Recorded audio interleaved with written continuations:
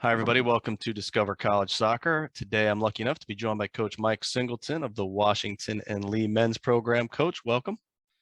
Thank you very much. Glad to be here. Great to have you. You guys are a super successful Division III program there in Virginia. Unfortunately, I think in the 2 or 3 times, I remember going down there twice as a player. I don't think we came out on the right side of it either time, but I won't hold that against you, Mike, because I know you weren't there. But well, let's just jump right in and talk a little bit about recruiting. You know, Division III, it's a little bit of a different beast. But so when do you start going out and looking at players? When do you start hearing from players? Kind of what year are they in high school?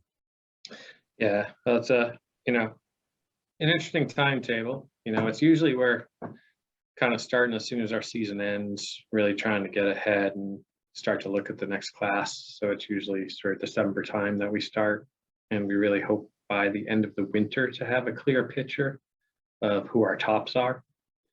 And then from there, we kind of look at it as, okay, now we have an idea of maybe who our top 20 or 30 are, but then we keep an open door right up until we can do early reads through admissions, which really doesn't happen until June. And that's once junior year grades are on transcripts, then we can ask for admission blessing and they can inform us who's recruitable, which is the most important part of the equation for us, because we don't get to determine who gets in, they do all that. So the summer is really prime time for us as to once we're able to perform early reads through admissions and we get feedback from them, then we start to really understand who's our top at each position and what our depth chart looks like, because it's all people we know are admissible. So I would say typically we start getting commits in, I would say, July, and then they'll trickle in. And most seasons we're kind of done by mid to late September with forming a class, because most, I would say 97% of people who've played for me have applied early decision here. So that's kind of the very normal thing. But there are times where we have an early decision 2, which is January 1st application. So there will be maybe one player every other year who might, I'll say, like, lose the belief that he's going to catch on with the D1 team. And then in the early decision 2 process, we'll pick up a player every other year or so who wants to get to a really good academic school and play for a competitive team. Makes sense. Well, how many inbound contacts do you think you get in an average week? I know it ebbs and flows with showcases and tournaments and stuff, but just a roundabout number.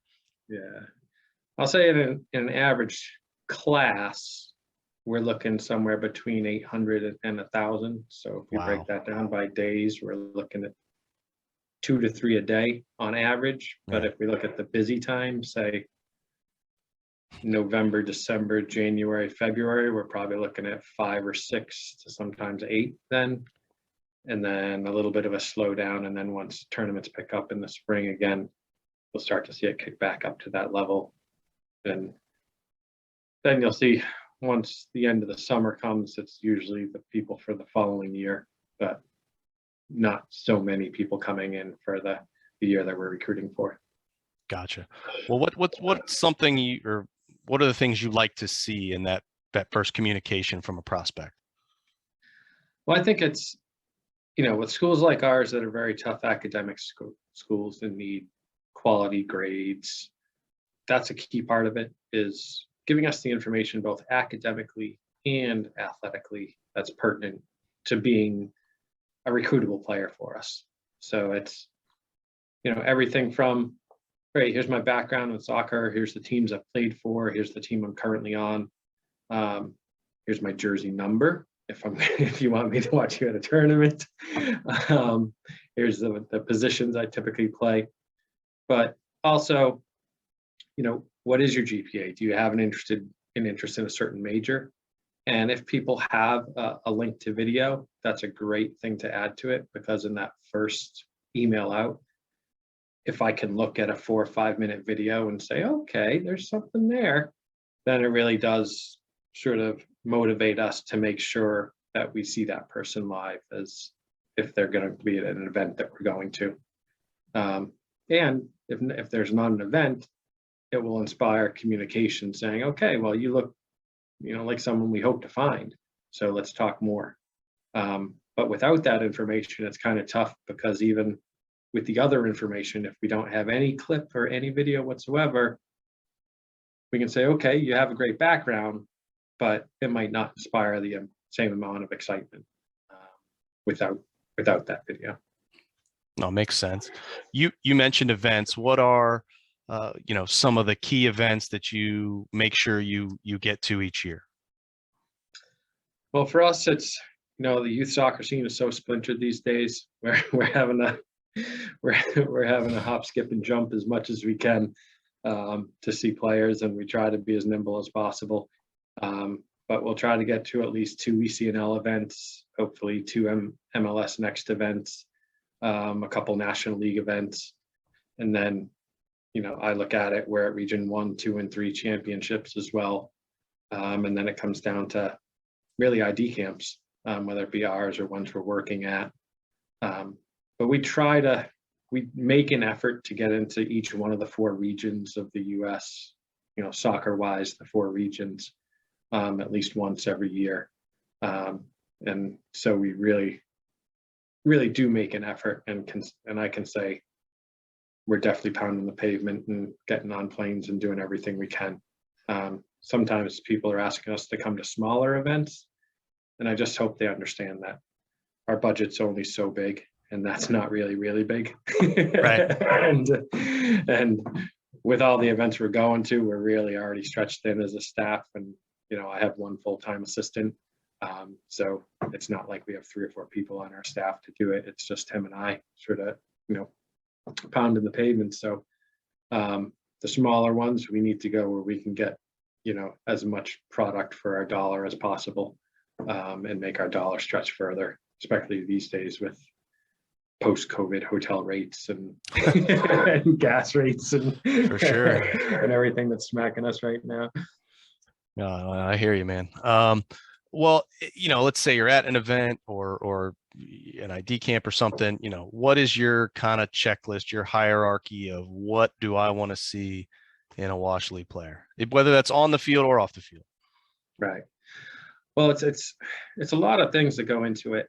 Number one, if I think soccer-wise, I want to see someone who's technically competent, preferably with both feet. Doesn't have to take extra touches when not necessary. But more so, I want to see the hunger. I want to see someone who's not afraid to be an impact player, who isn't playing safe all the time, who's willing to take risks, and given their calculated risks, but has the courage to do so.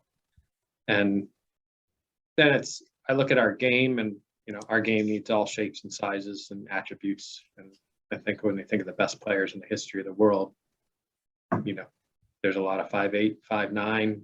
It doesn't matter in soccer. So to me, it's less about that physicality than it is, if you can make the ball move fast, it doesn't matter really how fast you are. But if you're not fast, you better be really good on the ball. And if you have some good speed, maybe you don't have to be as good, because the ball will move with you. But it's them understanding that there's a balance to that. And then, as people, we have a really close team. We have an honor system here at our school as well. So you can't lie, cheat, or steal and stay at this university. So I would hope that you're that type of person in everything you do in life. But it's, our guys get along so well, and they're hanging out all the time, and we're a really close group. And that's really important to us when we're watching. And we'll watch warm-ups. We'll watch what they're doing. If they're actually vigilant in preparing themselves for a game, if they're being the joker, if they're not really taking things seriously. And then from event to event, it's very important. I always give positive feedback and constructive feedback to every recruit that we speak to. And the next event, I'm looking to see if they've worked on the constructive feedback that we've provided them. And if, I had a player who graduated last year. It was funny. He ended up being a 2-year captain for us. And he convinced me that I wanted him when, after their Disney tournament, I gave him feedback. And then I was up at the Potomac tournament, 5 months later. And after he finished his game, he ran over to me And he said, Coach, I'm talking more. I was getting in advance more, and I was definitely varying my passing more. Did you see that? And I was like, big time, buddy. You remembered that from 5 months ago? I'm like, all right. And that, he came in, had a great career, but that's what we're hoping for. We're hoping for guys who want that feedback, who are hungry to get better. And I tell everyone who comes in here, if you're not comfortable with me asking you to be better the last game of your senior year, this isn't the program for you. If you're a competitive person, you're competitive in everything you do. And that mindset's very important for our team because our practices are super intense, and I don't drive it, the players drive that.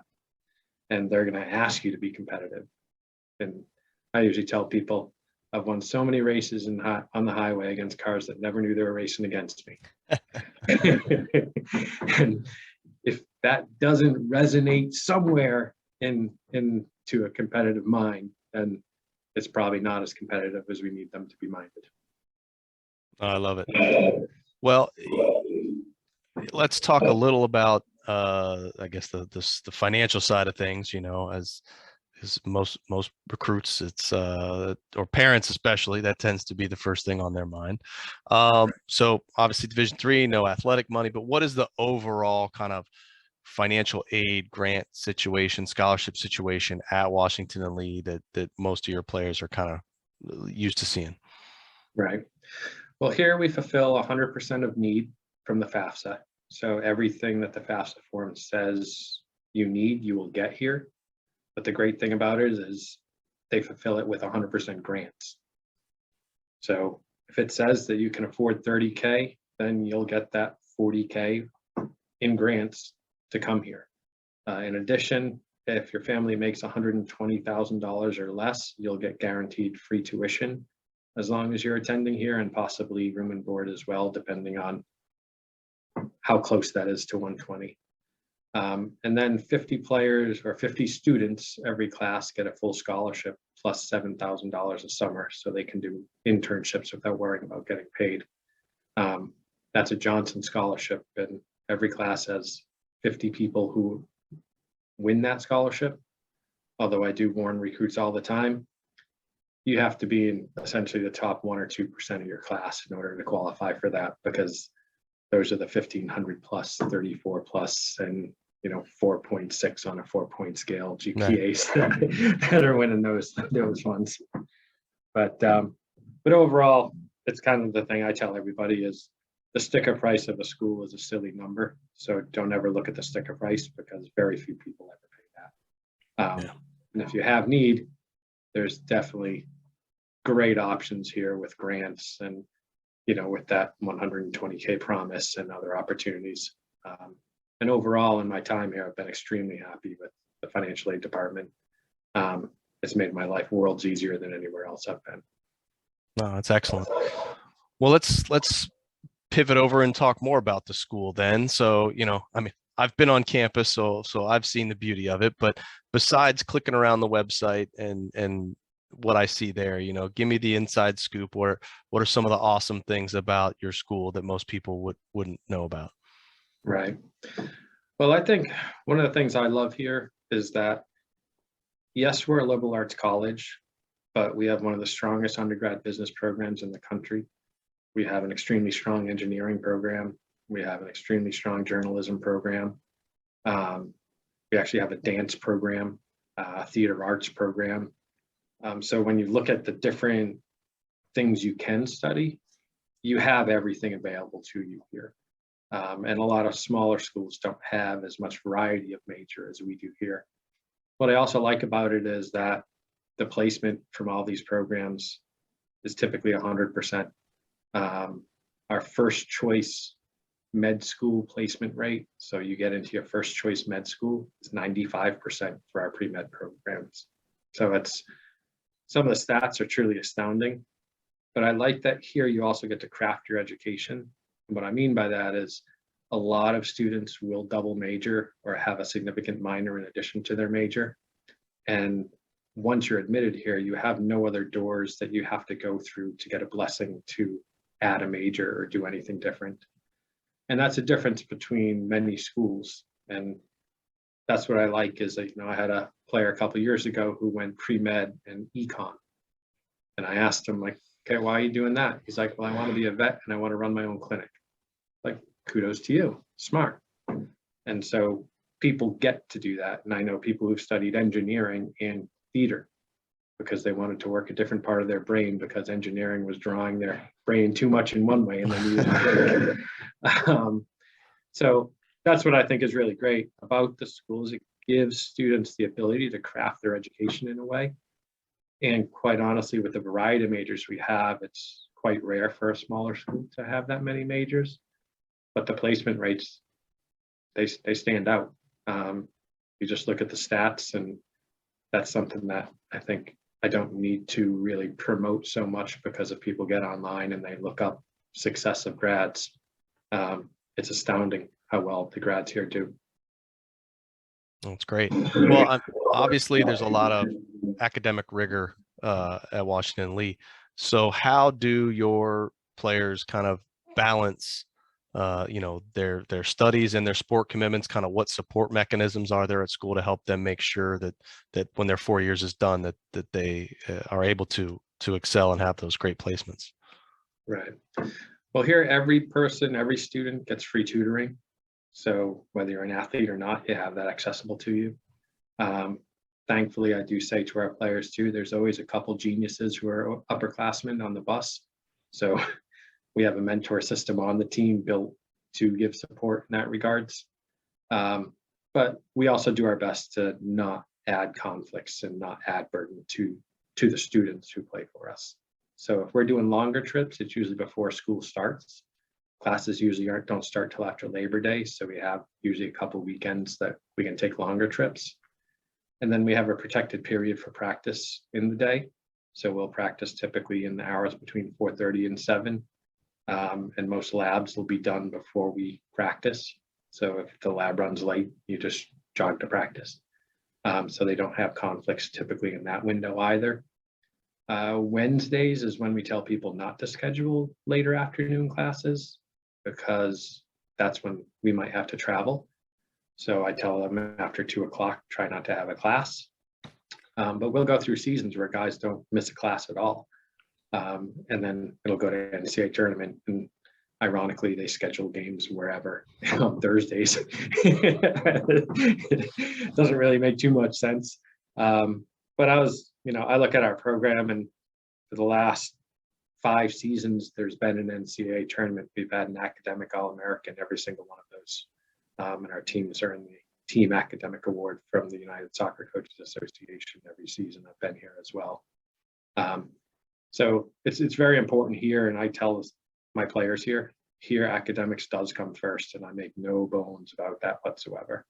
And what I typically say to players is just make sure soccer doesn't come third. And I want them to enjoy college, experience whatever they want to. There's so many clubs, there's so many different opportunities they have in college. I think it's a wonderful time for people. But if somebody comes to me and says, hey, I'm going to be late for practice because my Irish step dance competition, probably not going to be too good. So enjoy yourself, be a college student, but make sure your priorities are your priorities. That makes sense. So you mentioned you've got practice in the afternoons, Wednesdays. So it sounds like your schedule, you're kind of on a Wednesday, Saturday for the most part with conference, and you know, ODAC's great. You're not traveling, 10 hours away for conference games. So that's always good. What is there anything else in that kind of, let's call it a typical week of the season that you guys are doing or that's on campus, or is it pretty much just classes till the afternoon and then practice and so on? Well, it's where, like, throughout the season, it's interesting because there's an ebb and a flow to it. And typically when we run into like October, that's when midterms come in. So that becomes a little bit challenging. So we actually, like with our team, we have team quizzes. And our guys, as we go through October, actually have, and they can work as a group on it, but they have quizzes to go over our tactical needs and our specific needs as a team to make sure we don't lose focus as we get through that important time. But we're constantly trying to make sure they don't feel pinched between academics and soccer. So if a student comes to me and says, hey, there's a guest speaker and I'm going to get extra credit for whatever class it is, I'm like, hey, go to the guest speaker. Like, one day of practice isn't going to ruin anything. And I want the guys to do well academically. So with that, I mean, a few years ago when we were at Sweet 16 and my captains came to me on the day before the game, and we had a early morning practice. So we had a big window that afternoon, and they said, hey, can we build in a 4-hour study table? I'm like, well, we're probably only team in the nation in the Sweet 16 having a 4-hour study table the day before the Sweet 16 game. But sure enough, great. If you guys want it, have it. And to be honest, it's just something I'm proud of with the guys, because they know it's important to them and they take it honest, like, very seriously. And even when we're in the Final Four this past fall, you know, I'm walking around the hotel at 11 o'clock and I see 3 guys hanging out in the coffee shop, all studying and all trying to get studies done the day before we're in the Final Four. And it's just kind of the student athlete sort of role that's important and that we really do espouse, truly. No, that's great. Let's pivot over to the soccer side. You mentioned in the team and stuff. So, you know, is there a typical roster size you like to keep, that you like to have? I know COVID's kind of thrown a monkey wrench in that a little bit, but let's just kind of take that for what it is. But is there a specific roster size you look for? I kind of think 30 is my ideal number, quite honestly. And when I break down the math, it kind of comes out a bit more clearly to people, because we typically have 4 keepers on our squad. So that'll take us down to 26 field players. And I could ask you from your time at Catholic as well, do you ever remember a time when less than 4 players were hurt on your team? I don't know if I have that good a memory, but I know we had small rosters, man. I think we were at like 20, 22. And so, yeah, there were some games where there might have only been 16, 17 people in shirts. So, yeah, that's exactly. where we run into it. That diciness is like, I look at in college soccer, there's a high injury rate. And that's what I can get concerned about is I want to be able to scrimmage full-sided or do scouting prep work or do preparation for games with actual pitchers that are exactly what we're going to be seeing. So if we aren't able to have two teams of 11, then I'm not going to be able to prep my guys properly for the games that we need to play. So that's where the 30 comes from, is it's, okay, if we look at the keepers and the field players, and at any point there'll be between 4 and 6 injured players, I want to make sure we have 22 players that could play in a game against each other or go through scouting mechanics or exercises as we're going through it, so we can really get ready for the matches that we're about to play. That makes sense.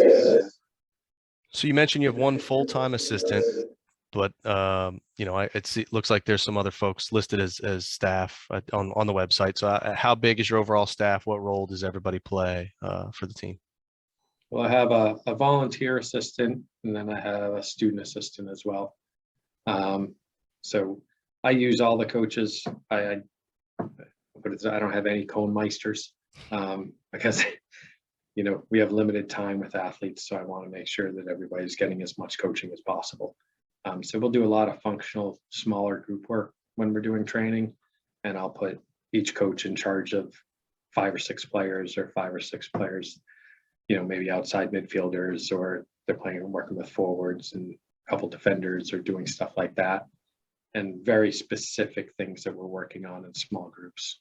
And then in a typical practice, we'll have multiple small groups going, and then we'll build the practice into the coherent whole, trying to make sure the different lines of play get connected so we can see how it fits the overall picture. But so all coaches are used, quite honestly, very actively.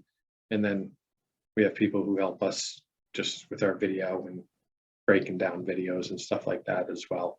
And typically it's the student assistants who are the best at that, because they're the savviest with video. Yep, I hear that. Well, what about your specific style of coaching, team style of play, that sort of thing? What can you tell us about that? Yeah. I'm not a yeller or screamer. Um, you'll see I kind of take it from, Bill Belichick style of coaching in that way. Of if we get scored on or we score, you're not going to see too much of a reaction from me in either way. And I really look at the game like I'll give some instruction, but I'm not there to puppeteer players at all. So I'm fairly quiet on the sideline. Our style of play, I kind of use some stats to break it out. We scored 70 goals last year. So we attack a lot. We had 18 different goal scorers. So we're not just hitting long balls and trying to, get in the end of free kicks or long throws. We're a true possession-based team who tries to transition to attack very quickly. And if my defenders don't score, we pick on them until they score. So it's something where I like playing a very creative style of soccer where the guys can have fun and the fans can enjoy watching it. And I always say it's better to win 3-1 than 1-0. So if we're up 1-0, we will not bunker. We will be going at it and trying to get more goals, just to make sure that a team can come back rather than giving them hope and allowing them in our half as much as bunkering allows people to be in our half. So I tell my guys, I'd always rather you defend 80 yards from goal, because then if you don't defend well, it's not a risk. But if we're letting people come into our back third, then I just think it's silly because we're creating panic time and panic space and significant worries. Whereas if our first line of defense is 80 yards up the field, if we get broken down, we have plenty of space to recover in, and we can do so, and then try to limit the amount of times people are getting into our goal area. No, makes sense. So we're here in the spring. What does your typical off-season program look like? With our guys, typically at the end of the fall season, we're pretty late in the calendar. So we have individual meetings. We have an overall team meeting where we go over off-season training foci with everybody. And we actually send out a Google Doc to everybody in which their strengths and what they need to focus on are listed for every player on the team, so everybody can see each other's.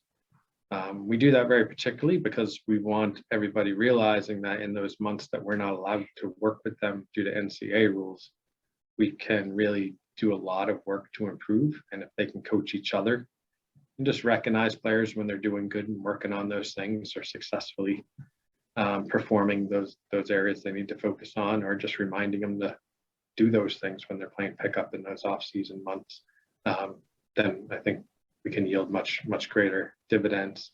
So we'll do that. Then I try to get out of their way completely until finals. And like this year, it was literally 4 days after we finished until finals. So that wasn't a long period, but I do want them to have a break to decompress. I just think the college season's too compact. Trying to be a competitive student and have a packed season like that is it's draining. So I want them to go home and enjoy it and, sit on their couch over break or go skiing or do something they enjoy and getting away from the game a little bit. And then typically we come back the second week of January, and that's when they meet with the strength coach and get on the sort of injury prevention, strength and conditioning program that we build. And that's when captains are in charge, and they're usually playing 2 or 3 times a week and doing yoga once a week. And then guys can go out in small groups because they have that Google Doc that shares everybody's off-season foci, so they can do complementary small groups to help each other. That'll take us until March, when typically is when our spring season is. And we'll wait till time changes, and then we'll go out and usually go through 5 weeks and our 15 contact periods that Division III allows.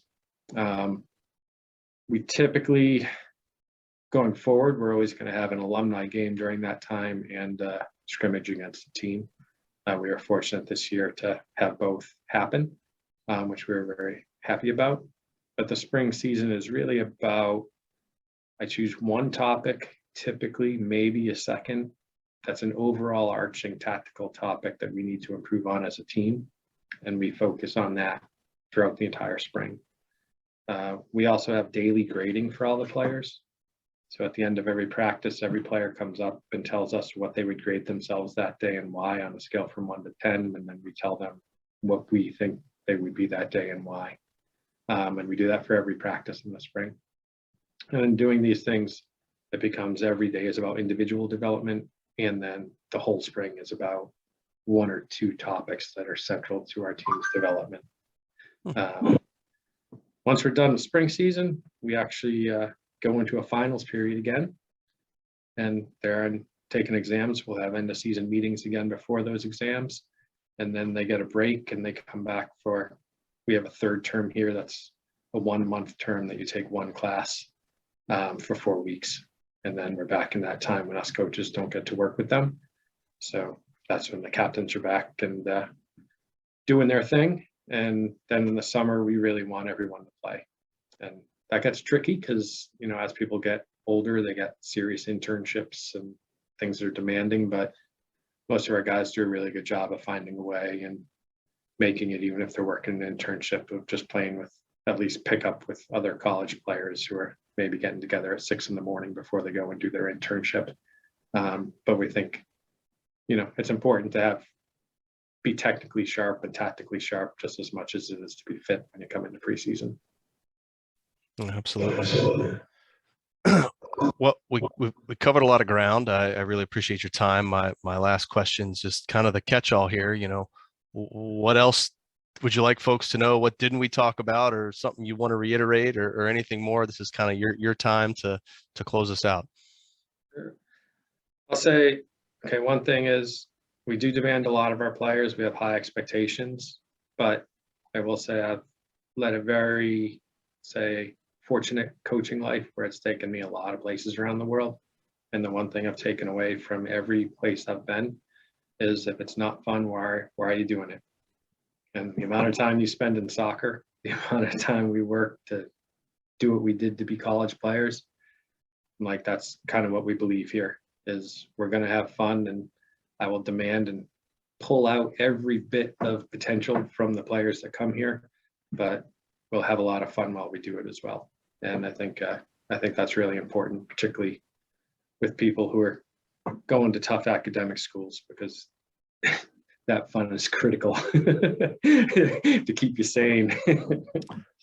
Well, I mean, it's why I chose Division III. It's just so I could still work hard, get the academics, but still have fun playing and not have the soccer be the job. But that's, everybody's different. They all get their own roadmap to where they want to be, and hopefully maybe somebody seeing this will see that map and it'll lead them to Washington and Lee. So thank you, Coach. Really appreciate the time. Best of luck next season. Hopefully crack into that Final Four again and on to the finals. I appreciate it. Thanks for taking the time, Matt, and thanks for the invite as well. Great.